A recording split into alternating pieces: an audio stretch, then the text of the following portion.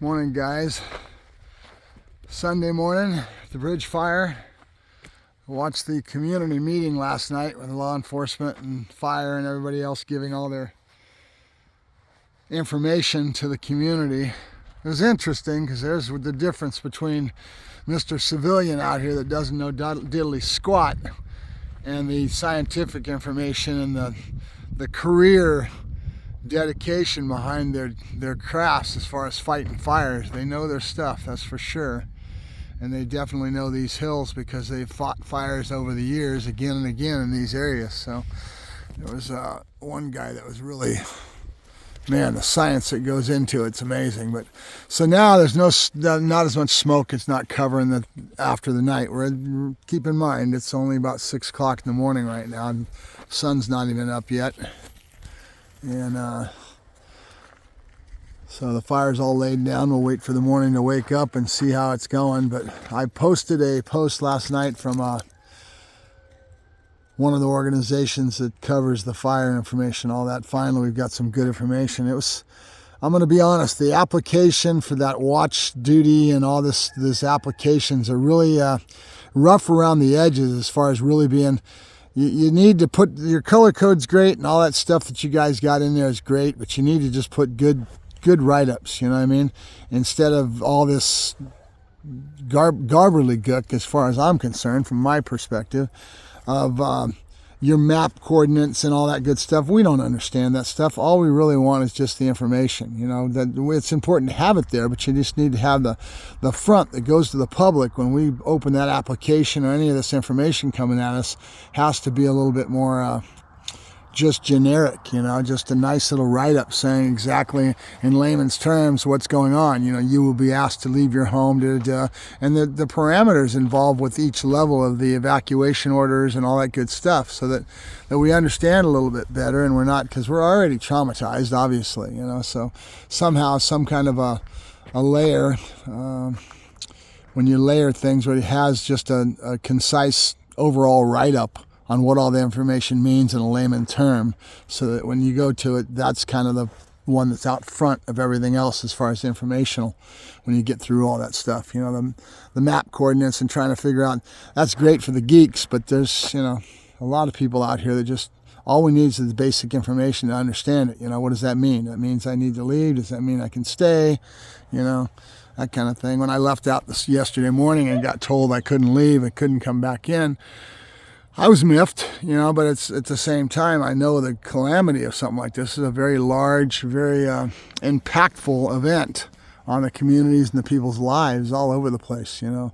And I'm on the outside edge of everything that's going on. I mean, I'm in the northwest corner that's been a little bit safer than most, for the most part. You know, I didn't lose my home. It didn't, you know, there's not fire right on top of me like they had up in Wrightwood, where they're pounding on doors and telling people get out now. You know, I mean, it's a very traumatic event. So now we're kind of on the backside. The mop up will start, and as long as Mother Nature stays with us and the wind doesn't flip or a log doesn't come and start a whole nother fire, we're fine. And that's the little finger valley that we were talking about, that chimney effect above me. And you can see that it's still putting out a lot of smoke, they're still up there fighting it, from what I understand, on that side. So it's one of the more visible on this side of the fire's locations.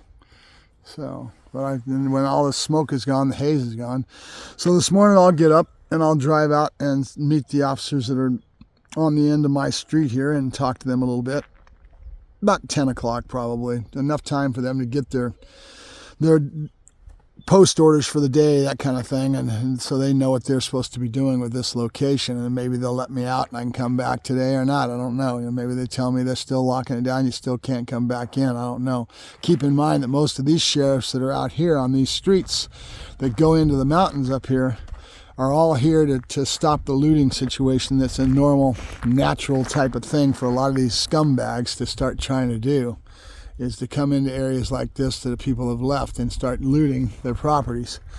So the sheriff department is on it heavy. They're not going to let this sort of thing. And yesterday's community meeting, last night's community meeting that was streamed, by the way, you can watch this online. I've got the post on my Facebook page, Go check it out. And then there is a live stream from last night, and I was watching it early this morning, and that's kind of where some of my points of view are coming from in regards to the information that I got from those that know a lot more than me about fighting fires and dealing with all the evacuation and everything that they've had to deal with in this situation, in this incident, as they called it.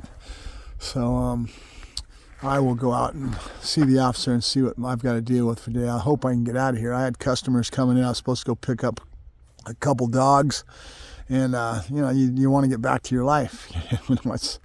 It's pretty traumatic.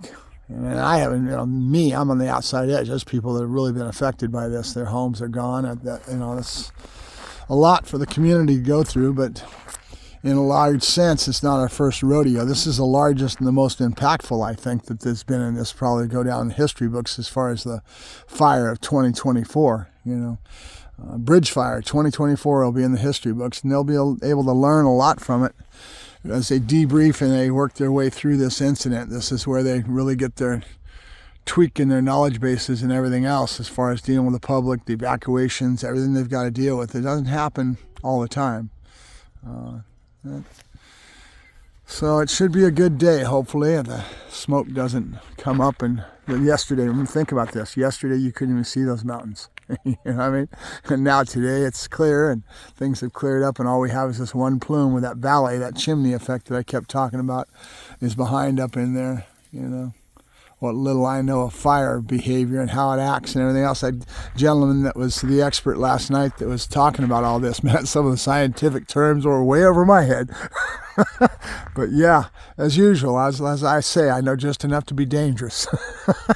But what little I could do, and just getting it off my chest so I can vent the stress of all this is all I cared about in a lot of ways. And there's Wrightwood out there. That's all that haze is coming from the Wrightwood community up top, and then down below into us in the field is Pinion Hills that got affected. So I think we're on the backside, God willing, and the river don't rise, as I keep saying.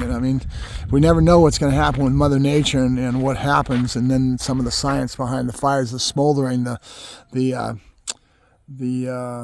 event that can occur because all those rocks get all heated up and then they tumble down a hill and start a whole nother fire. And that whole thing is an aspect that us as civilians don't really even think about it until it was pointed out at that meeting last night. I hadn't stopped to think about all that, but yeah, the nature of fire. All right, I'll talk to you guys later. Mark Ferrasci, Protect Dog Training up in the high desert on the northwest corner of the Bridge Fire.